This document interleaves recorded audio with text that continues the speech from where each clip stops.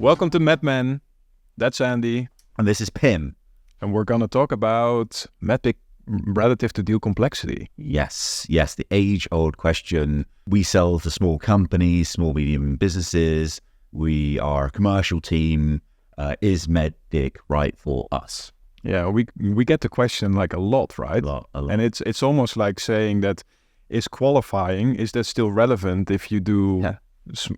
If you sell to smaller businesses. Yeah, great way of putting it. And the too long didn't listen version of this is, yes, it is. And it's because where people make the mistake is they say, well, I was looking at that opportunity with that, large, Fortune 50 company that took a year and had 100 stakeholders and, 50 meetings and, a very detailed version of MEDDICC used throughout.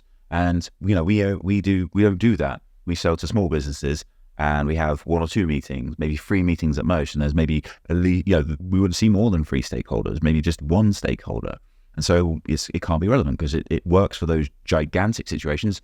How could it be relevant for the small? Yeah, because as we know, like it always goes back to the pillars of professional selling, right? And it's not like a small business isn't trying to solve for anything. And it's not like there's no stakeholders involved, and you still have to follow a process. For sure. So, of course, like the idea here is if you go back to those pillars that you mentioned, value, stakeholders, and process, if we are now saying that just because we've got a fast-moving opportunity with not many stakeholders, a fast process, not many stakeholders, well, what are we saying here? We're not going to focus on value. We're not going to focus on making sure that we engage the right people and make sure that their interests are covered in the decision criteria and making sure that we understand that process, because that sounds a lot like order taking to me. Yeah, absolutely. If you approach it like that from a seller's perspective, you're not really a seller. You're just an order taker. You're just, you're getting on a demo and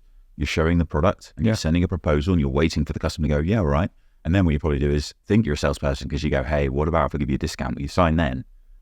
That's not really selling. That's just, I can walk down to any holiday resort and start haggling with people on the seafront for, electronic devices and things like that. But I don't feel like that's professional selling. Yeah, no, that's absolutely right. And actually, we do get quite a few customers that come to us with this very question, right? And they would typically serve like small businesses and then sometimes mid-market and enterprise as well. And then the question becomes like, hey, should we only do something like this? And when I say this, I mean like a MEDDPICC initiative so that, the team gets empowered with MEDDPICC as a common language. Should we only do that for like the enterprise layer of our team or should we do it throughout? And I think that we've always said like, hey, this is underpinning professional selling. So unless you're order takers, like, you want to do this across the board. But then I think over time, we started to put this into an analogy a little bit, right? As some of the viewers will know, we get into F1. And I think we do have like a good example of how it works,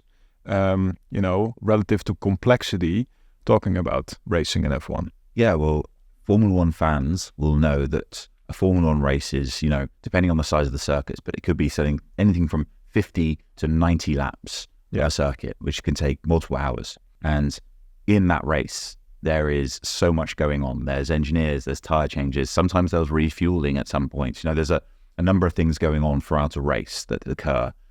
And you approach that race strategically with a much wider strategy. You're going to spend a lot more time thinking about each lap, each pit stop and things like that. And that might be your average engagement in B2B sales. Yeah. But now in Formula One, you have the sprint race, which is like 20 laps, or less. And there are no pit stops or there are no planned pit stops. And so you wouldn't look at a sprint race and say, well, we shouldn't prepare for pit stops because they're very unlikely to happen. Normally, we just have these 1 or 2 meetings and we don't have to worry about all these other things. You still be prepared and you still approach it accordingly. So what you do is you take something like strategy and you'd apply it accordingly to the length of the race.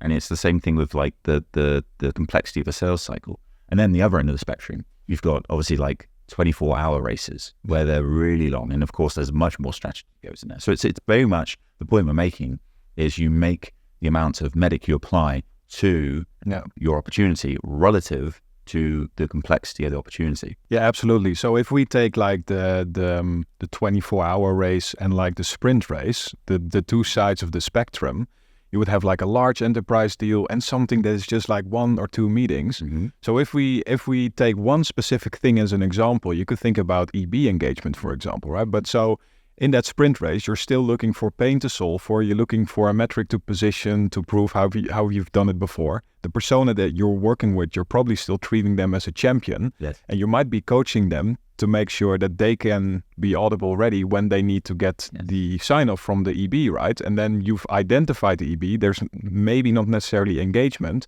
but that is like a very quick example of, I think, the sprint side of the house, where on the enterprise, the large enterprise side that you just mentioned, it's a completely different ballgame, right? The sales cycle stretches across like 12 to 18 months. And, you know, this is like where you're constantly executing with the framework as a lens, covering every single basis that you need to cover. So it's still the same framework underpinning professional selling, executed in a way that is relative to the complexity of the deal. Yeah, for sure. For me, in summary, it really comes down to this.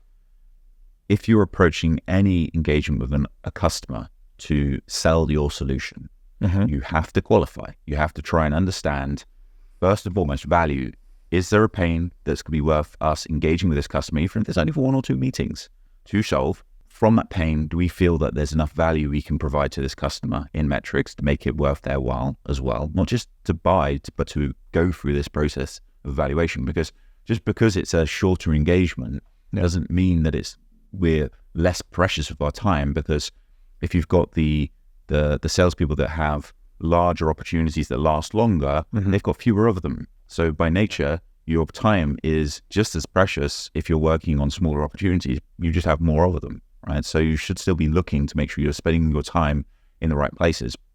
You also know if you qualify that way, it's a better experience for your customer if you're both mutually looking to find value. Then when you think about the stakeholders, and you aptly said, we may not get that engagement with the economic buyer. That may not happen, either because we're just not going to be able to do it, or because the deal is moving fast and we'd actually slow the deal down by trying to bring another stakeholder in.